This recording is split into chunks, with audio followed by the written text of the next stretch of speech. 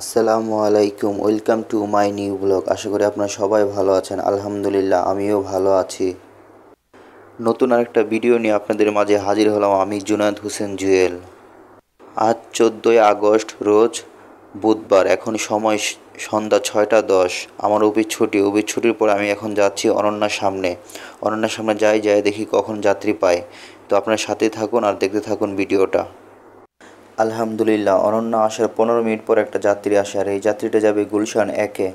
তো যাত্রীটা থেকে ভাড়া চাইলাম 120 টাকা, কিন্তু যাত্রীটা আমাকে বলতেছে, ভাইয়া আমি 120 টাকা দেবো না, আমি আপনাকে 100 টাকা দেবো। তো এখন এই যাত্রীটাকে নিয়ে যাচ্ছি আমি গুলশান 1, 100 টাকায়। আর হ্যাঁ, ভিডিওটা দেখতে থাকুন যে আজকে আমার কত টাকা ইনকাম হয়। তো প্রথম টিপ আমি 15 মিনিট পরে পাইলাম, তো দেখি যে আজকে কত টাকা ইনকাম হয় আমার। এই যাত্রীকে নিয়ে গুলশান 2-এর ভিতর দিয়ে আমি চলে আসি গুলশান 1-এ। আর আজকে রুটে অনেকটাই জ্যাম ছিল, তো আসতে একটু লেট হয়েছে। অনন্যা থেকে গুলশানের দূরত্ব হলো 4 কিলো রাস্তার। এই 4 কিলো রাস্তা আসতে আমার সময় লাগছে 25 মিনিট, কারণ আমি আগেই বলেছি যে রুটে আজকে একটু জ্যাম ছিল। আর 25 কিলো রাস্তা এসে আমি ভাড়া পাইলাম 100 টাকা পার কিলো। এখানে আমার 25 টাকা করে বসছে, আলহামদুলিল্লাহ। এখন একটাই দেখার বিষয় যে আমি যাত্রী কখন পাই এখান থেকে। এখানে দাঁড়াবো না, আমি এখান থেকে যাব গুলশান একের মোচরে। ওই যাত্রীকে নামায় আমি গুলশান 1-এ আসি। 1-এ এসে আমি 10 থেকে 12 মিনিট এখানে বসি। এখানে বসার পর একটা যাত্রী আসে, আর এই যাত্রী যাবে গুলিস্তান গুলিস্তান গোলাপশাহ মাজারের এখানে। তো যাত্রী থেকে ভাড়া চাইলাম আমি 220 টাকা, কিন্তু যাত্রী আমাকে 220 টাকা দেবে না, যাত্রী আমাকে বড়জোর 180 টাকা দেবে। তো কিছু করার নাই, এখানে অনেক গাড়ি, তো এখান থেকে আমার যাইতে হবে। তো ওনাকে নিয়ে আমি এখন যাচ্ছি গুলিস্তান গোলাপশাহ মাজারের এখানে 180 টাকায়।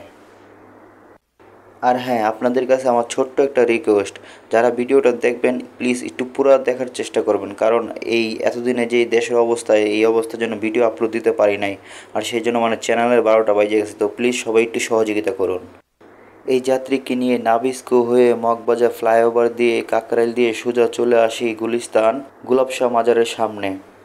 আর গুলশান 1-এর থেকে গুলিস্তান গোলাপশাহ মাজারের দূরত্ব হইল 9 কিলো রাস্তা। আর এই 9 কিলো রাস্তা আইসা ভাড়া পাইলাম 180 টাকা পার কিলো। এখানে আমার 20 টাকার মতো পড়ছে। কিন্তু সমস্যা হলো একটা, যে আমার কাছে ভাঙতি ছিল না, ওনার কাছে 500 টাকার নোট। তো উনি আমাকে কষ্ট করে ভাঙায় উনি আমাকে আইসা দিয়ে গেলেন। উনি লোকটা খুবই ভালো, একটুও বিরক্ত হলেন না আমার উপরে। উনি নিজেই টাকা ভাঙায় তারপর আমাকে আইসা দিয়ে গেলেন।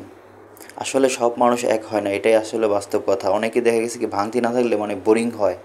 তো এই লোকটাকে দেখলাম খুবই হাসি মুখে আমাকে উনি নিজেই ভাঙায় টাকাটা দিয়ে গেল। যাক, এখন দেখা যাক যে এখান থেকে আমি যাত্রী নিয়ে কখন যাইতে পারি। ওই যাত্রীকে নামায় আমি গুলিস্তান প্রায় 1 ঘন্টা 10 মিনিট বসেছিলাম, কোনো যাত্রী আসতেছিল না। মানে যাত্রী দুই একটা আসতেছিল, যাও যে ভাড়া যা বলে, মানে ভাড়া শুই না, মানে আর যাইতে ইচ্ছা করে না। তো 1 ঘন্টা 10 মিনিট পর একটা যাত্রী আসলে আইসে বলতেছে যে উনি মহাখালী যাবে। তো ওনার থেকে ভাড়া চাইলাম 150 টাকা, কিন্তু উনি আমাকে 150 টাকা দেবে না, বড়জোর উনি আমাকে 120 টাকা দেবে।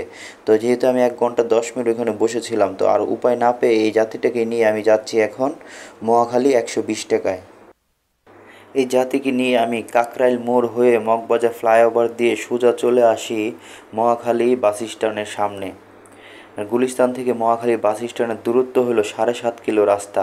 আর এই 7.5 কিলো রাস্তা আইসা আমি ভাড়া পাইলাম 120 টাকা পার কিলো। এখানে আমার মানে 16 বা 17 টাকার মতো বসে এরকম।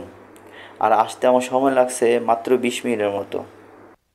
এখানেও আরেক সমস্যা, ওনার কাছে 120 টাকা ভাঙতি নাই, আর আমার কাছে 30 টাকা ভাঙতি নাই। মাঝে মাঝে ভাবি হয়তো 1000 টাকার নোট সব 10 টাকা 20 টাকা করে নিয়ে ভাঙতি নিয়ে তারপর বের হব। ওই যাত্রীকে নামায় আমি একটু সামনে আইসা দাঁড়াই। সামনে আইসা 10 থেকে 12 মিনিট দাঁড়ানোর পর আরেকটা যাত্রী আসে, আর এই যাত্রী যাবে খামারবাড়ির মোড়ে। তো যাত্রী থেকে ভাড়া চাইলাম আমি 130 টাকা, কিন্তু যাত্রী আমাকে 130 টাকা দেবে না, যাত্রী আমাকে 100 টাকা দিবে। তো আমি ওই যাত্রীকে নিয়ে এখন রওনা হলাম খামারবাড়ি 100 টাকায়। এই যাত্রীকে নিয়ে আমি বিজয় সরণী হয়ে সোজা চলে আসলাম খামারবাড়ির মোড়ে। মহাখালী থেকে খামারবাড়ির দূরত্ব হইল মাত্র 3.5 কিলো রাস্তা। আর এই 3.5 কিলো রাস্তা আসতে আমার সময় লাগছে মাত্র 10 মিনিটের মতো। পার কিলো ভাড়া পাইলাম এখানে 30 টাকা প্লাস। যাক, আলহামদুলিল্লাহ, এই টিপটা মেরে আমার অনেকটাই ভালো লাগছে। ওই যাত্রীকে নামায় আমি সেম জায়গা ওই জায়গাতেই বসেছিলাম, প্রায় 10 থেকে 12 মিনিট বসেছিলাম। ঠিক তারপরে আরেকটা যাত্রী আসে, আরেকটা যাত্রী এসে বলতেছে ওই যাত্রী মহাখালী বাস স্ট্যান্ড যাবে। তো ওই যাত্রীর মতোই, আগের যাত্রীর মতোই আমি ভাড়া চাইলাম 130 টাকা, কিন্তু যাত্রী আমাকে 130 টাকা দেবে না, যাত্রী আমাকে দেবে শুধু 80 টাকা। যাত্রী খুবই নাছোড়বান্দা, এত করে বললাম যে ভাই 100 টাকা নিচে যাওয়া যায় না, কিন্তু উনি আমাকে 100 টাকা দেবে না, উনি আমাকে 80 টাকা দেবে। তো আর কিছু করার না, ওনাকে নিয়ে এখন যাচ্ছি মহাখালী আবার 80 টাকায়। এই যাত্রীকে নিয়ে ফার্ম গেট হয়ে বিজয় সরণি সোজা চলে আসলাম মহাখালী বাস স্ট্যান্ডের সামনে। ওই সেম একই রাস্তা, 3.5 কিলো রাস্তা, আসতে সময় লাগছে 10 থেকে 12 মিনিটের মতো, ভাড়া পাইলাম 80 টাকা পার কিলো। এখানে আমার 22 টাকার মতোই পড়ছে। যাক আলহামদুলিল্লাহ, খালি তো আসতে হয় নাই। এই যাত্রীটাকে না পাইলে হয়তো আমার ওইখান থেকে খালি যাইতে হইতো, কিচ্ছু করার ছিল না। তো যাত্রীটাকে 80 টাকা নিয়ে এসে এটাই অনেক। যাক আলহামদুলিল্লাহ, খালি আসা থেকে 80 টাকা আসা অনেক ভালো। মহাখালী ওই যাত্রীকে নামায় আমি আরও 10 থেকে 15 মিনিট ওইখানে বসেছিলাম, দেখি কোনো যাত্রী পাই কি না, কিন্তু দেখলাম যে কোনো যাত্রী পাইতেছিলাম না। তারপর ঘড়ির দিকে তাকায় দেখি যে 10টা 15 বাজে। তো আর বসে না থেকে এখন মিরপুরের উদ্দেশ্যে রওনা হলাম।